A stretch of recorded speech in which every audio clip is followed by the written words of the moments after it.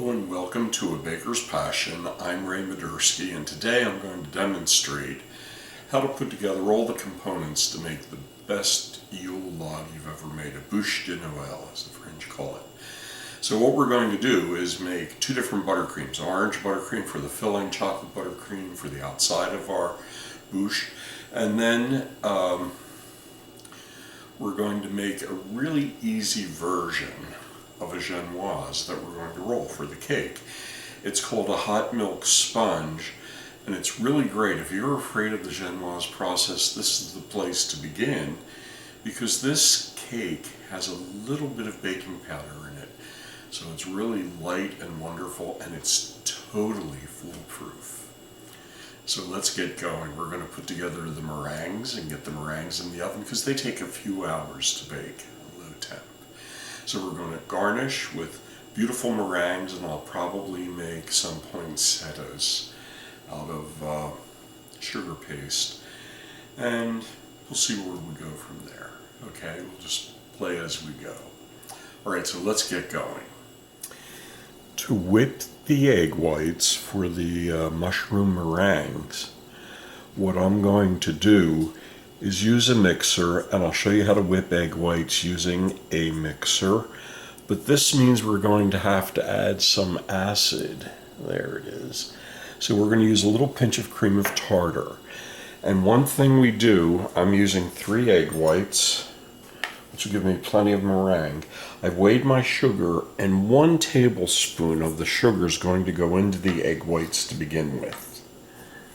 The rest of the sugar will be added once the meringue is really up and going. So on the lowest speed, we're going to start mixing, and we're going to allow it to mix. We're going to go very slowly. So we're going to allow the foam to break up. When we have a really foamy mixture, but not a meringue, we'll add the cream of tartar, and then we'll continue. But we're going to mix on a really slow speed.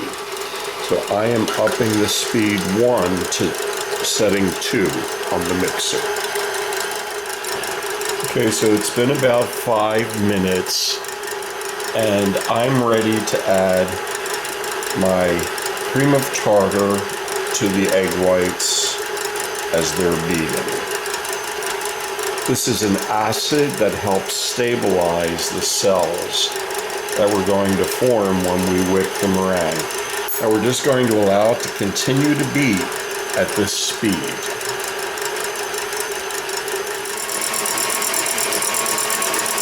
Okay, we've got really soft peaks. So I'm going to begin to slowly add the remaining sugar.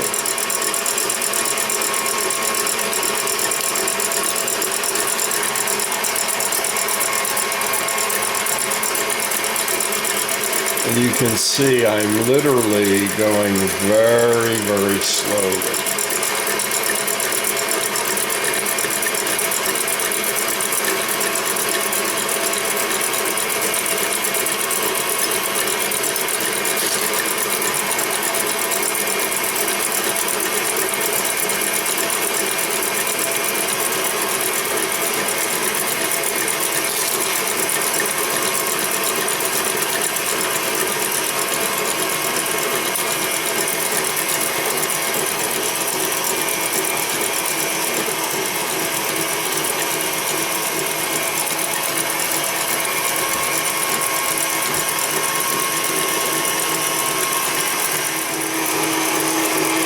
All of the sugar has been added. Now I'll continue to whip the meringue until it holds beautiful firm peaks. The meringue's looking really good, so I'm going to increase the speed just for a minute, and then we'll finish and start piping our mushrooms.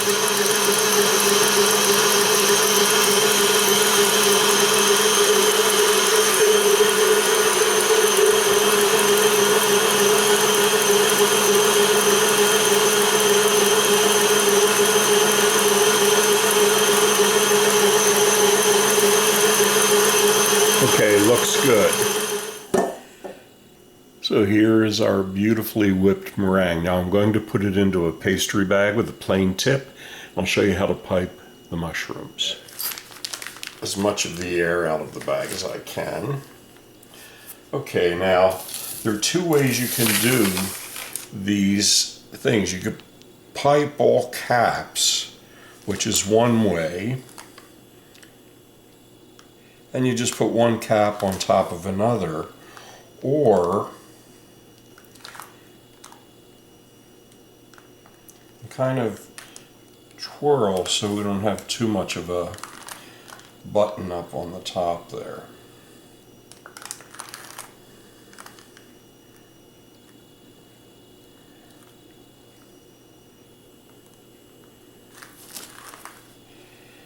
Just nice little caps. You could do them, don't worry about them being even, they don't have to be. No two mushrooms are exactly alike in nature, and that's kind of the saving grace here. If you want one a little bit bigger, just go bigger.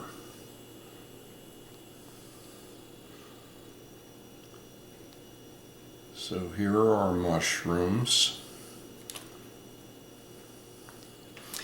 Now, you can use, as I said, two of those, or you can just come up and you create, I'll do that over here so you can see it, but you just come up, bring the bag up, and you'll create the bottom of the mushroom. So you can put two caps, one on the other, and I use a little bit of ganache. I always have ganache around to glue them together. Now these are going to bake, it's probably 2 to 3 hours in a 200-degree oven.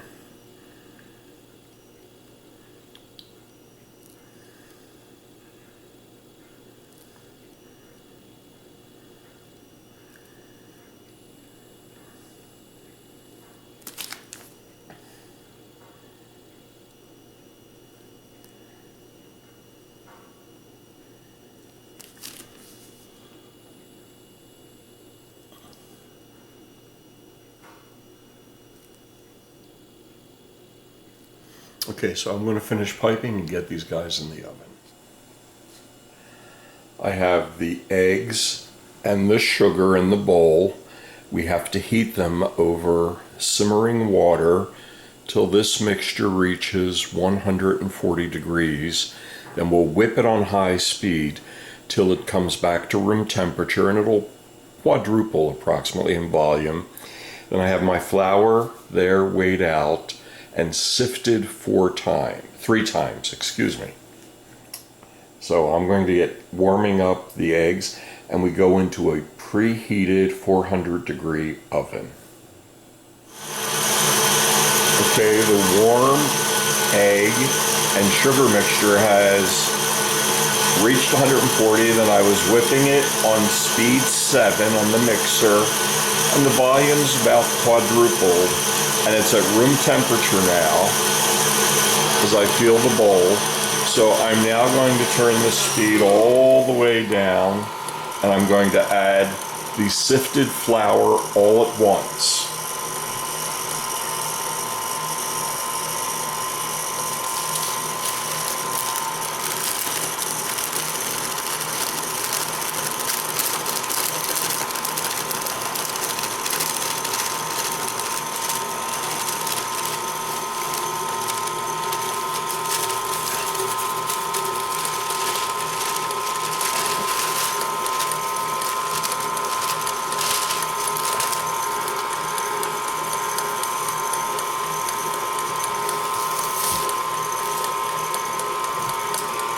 Now, turn the mixer off.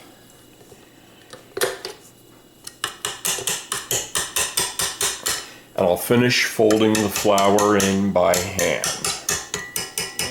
Turn the bowl a quarter of a turn. You want to cut into the middle, come up the sides, into the middle, up the sides, and literally turn the batter over on itself. And it really looks like we're in good shape. So now I'm going to take about quarter of the batter and mix it in with the hot milk and butter, and then we'll incorporate that back into the batter.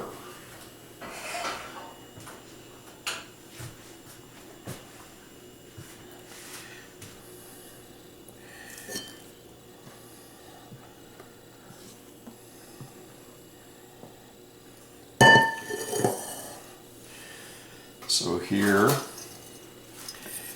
is the hot milk, butter, and my vanilla's in there too.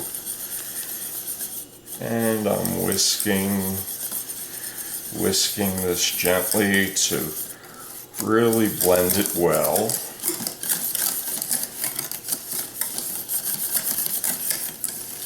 And there we go. Now we are ready to incorporate this back into the rest of the batter. What I like to do is use my spatula, pour it over the spatula, and you get a little bit better dispersion.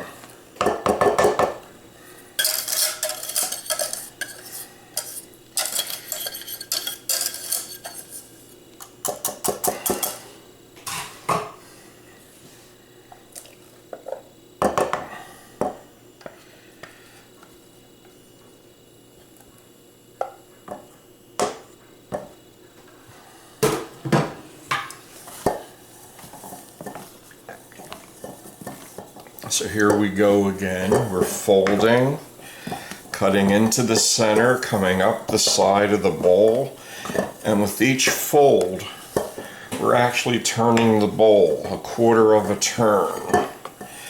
So there we go, folding it onto itself. And I think the batter is ready for the pan. So I have a prepared pan lined with parchment paper.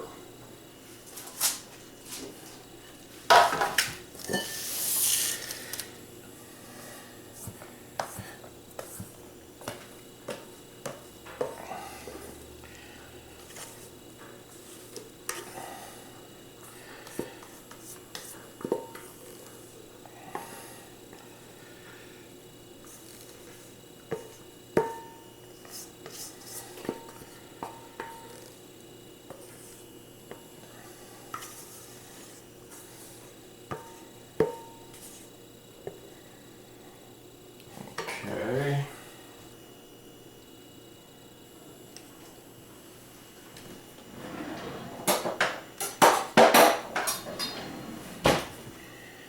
And now we'll just even the batter across the prepared pan. The pan is lined with parchment. The parchment's sprayed with a non-stick baking spray. And we'll go into the preheated oven, 400 degrees. And in about 8 minutes we'll give it a turn. Just baking right in the center of that preheated oven.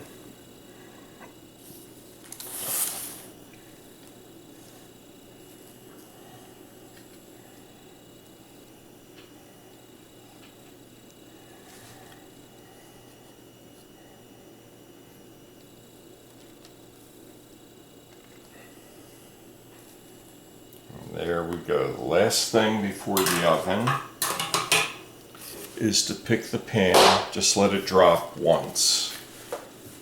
Okay, I'm going to bake the oven. First thing I do, have a second piece of parchment because we're going to turn it out onto that and then roll it. So I have my parchment and I have powdered sugar. So we're going to sprinkle the entire surface. Dust it with some powdered sugar.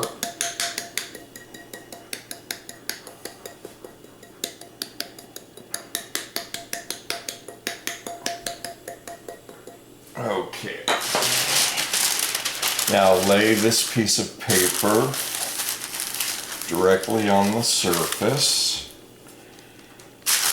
And then carefully, because it's hot, turn it and remove the half-sheet pan. take the paper that baked with the cake and remove it.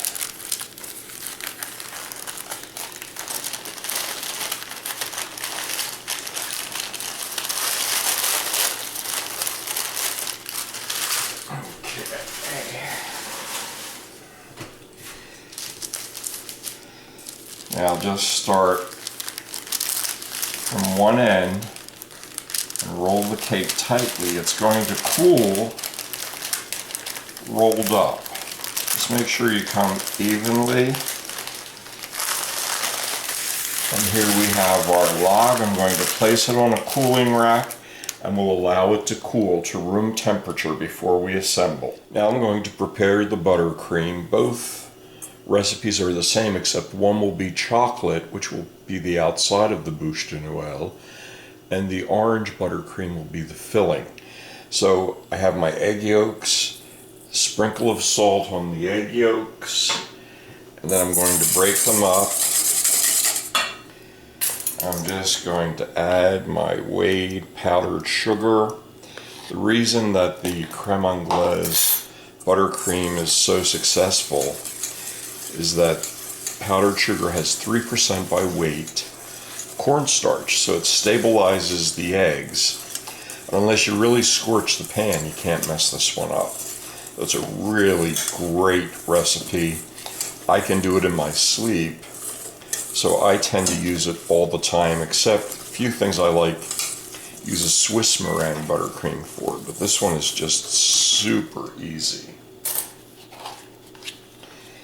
And then once all of the sugar has been incorporated, I'll pour the hot milk onto the mixture.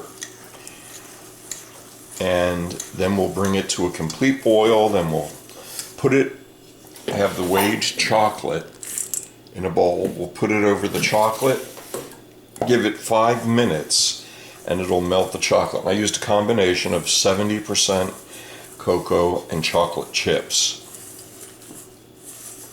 6 ounces of each, and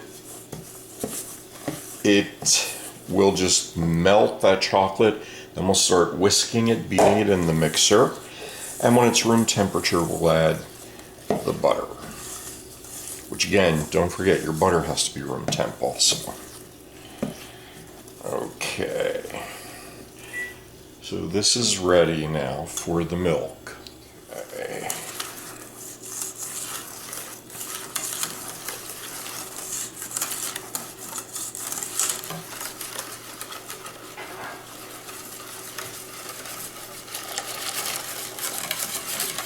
All right.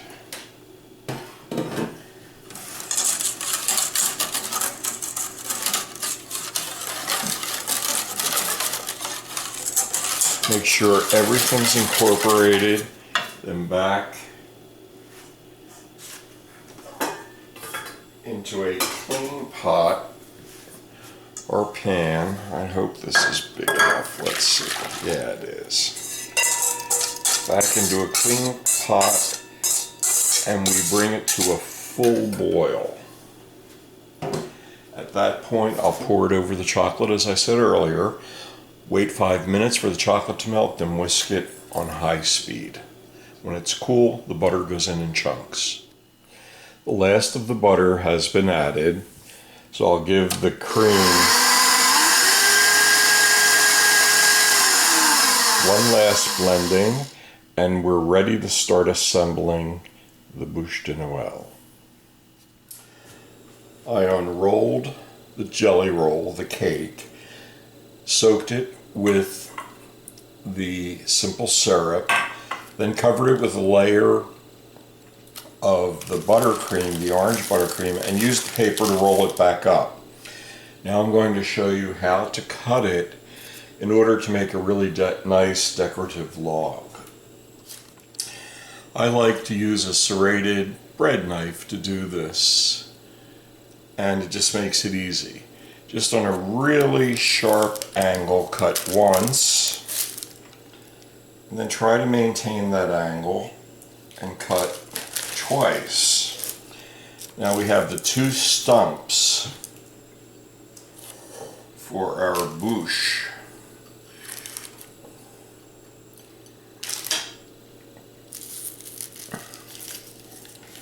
Now I'm going to transfer the cake to my serving platter.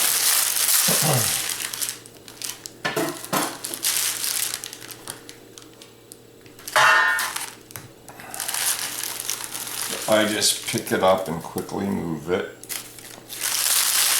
and then we'll clear away the paper. Next I'm going to cover it in the chocolate buttercream. Now I'm covering the log in the nice thick layer of the chocolate buttercream.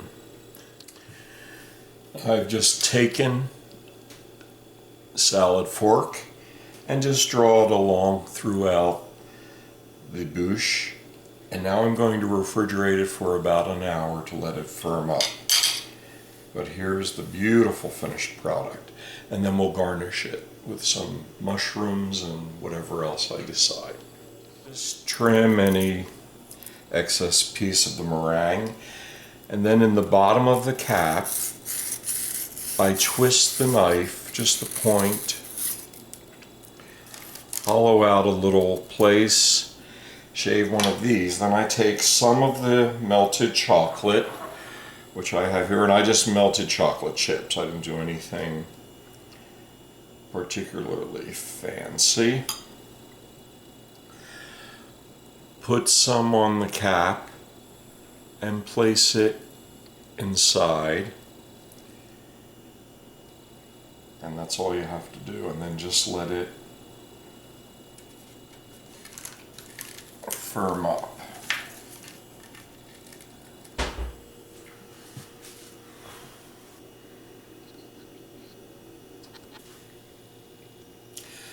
Well, I hope this has been a helpful demonstration on how to do a pretty simple cake, and the sponge that I'm giving the recipe for is the hot milk sponge, which is a great way to start tackling an egg foam cake.